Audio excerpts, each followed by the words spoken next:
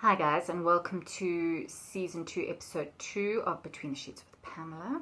I'm going to be giving the vlog a bit of a new look. We are just going to do book recommendations and a few writing tips instead of including all the interviews as well, because I was finding that the vlog was just going on and on and on.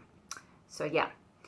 This week I want to recommend Good Me, Bad Me by Ali Land. It takes a look at what it's like to be the child of a serial killer. I found it utterly fascinating because I am interested in the whole nature-nurture debate when it comes to what makes a murderer.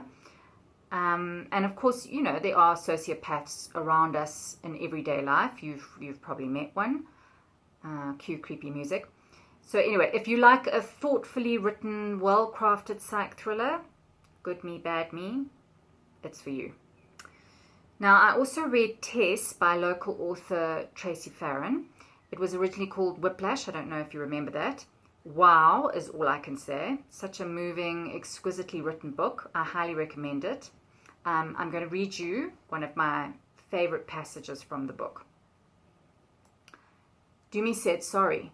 That made it all solid. I don't know why, but that calms me down. Like I can trust my own mind, you know. On TV, they interview some professor of forgiveness. Fran from Benoni stands up, asks, what about Amy Beale, who got stabbed to death by some PAC kids? Her parents forgave them, plus paid for their education.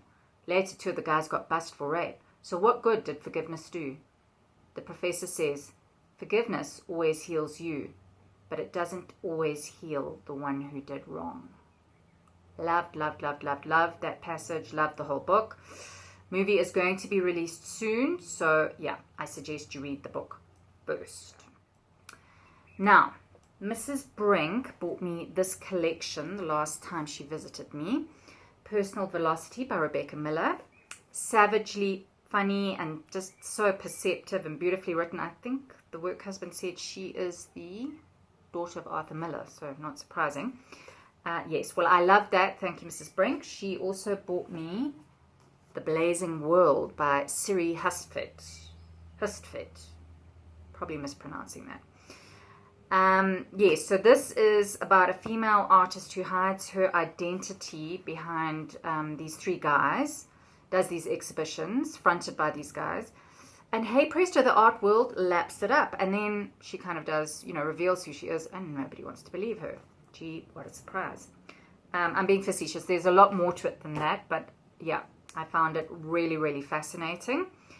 My sister also has me reading this. Brain Maker. The Power of Gut Microbes to Heal and Protect Your Brain for Life. Sounds a bit kooky, but it's actually not. Very, very interesting. So as you can see, I'm being as promiscuous as ever with all my books. Of course, I could not resist buying this at Love Books. The Park by Gail Schimmel. It is finally out. I'm so excited. Now, I was writing Things Unseen at the same time Gail was writing this, and we supported each other. I say we, Gail, me, Casey B. Dolan, supported each other throughout the writing process. So I guess that's why I couldn't wait to read it. And plus, I adore Gail's sense of humor, and I love her writing, so I think that's going to be a fabulous read. I don't know if you remember, I interviewed Gail last year about this, so check out that interview if you want to know more, and watch the space because I think the launch will be soon. In terms of my own writing, I handed in the corrections of the page proofs for Delilah Now Trending, sent poor Beth, who's my managing editor, about 75 emails because I kept on remembering, we need to change this and this and this. Yeah, so the woman has the patience of a saint. That book will be released in April this year. I'm very, very excited about that. But because I have finished that book, now I'm in that stage of, oh, sweet Lord, what am I going to write next? Keep on starting a million things and then putting them to one side because I hate them. That's how I actually ended up writing Things Unseen and Delilah at the same time. So I thought I would read you this. I read it out in the dialogue workshop yesterday. Write what matters. If you don't care about what you're writing, neither will your readers. This doesn't mean you should take on only big subjects: war, peace, love, hunger, oppression. It means that if what matters to you is the way the light falls on the bougainvillea in the morning, that's what you should write about. If what matters to you is the relationship between sisters and brothers, then that's what you write about. Write about what interests you, what you don't understand, what you want to learn more about. Amy Tan said, I write about it, mothers and daughters, because I don't understand it, because it's such a mystery to me. If it ceases to be a mystery, and if I were an expert on it, I wouldn't write about it. I like to write about things that bother me in some way, that I have a lot of conflict with. And that is from A Writer's Book of Days by Judy Reeves.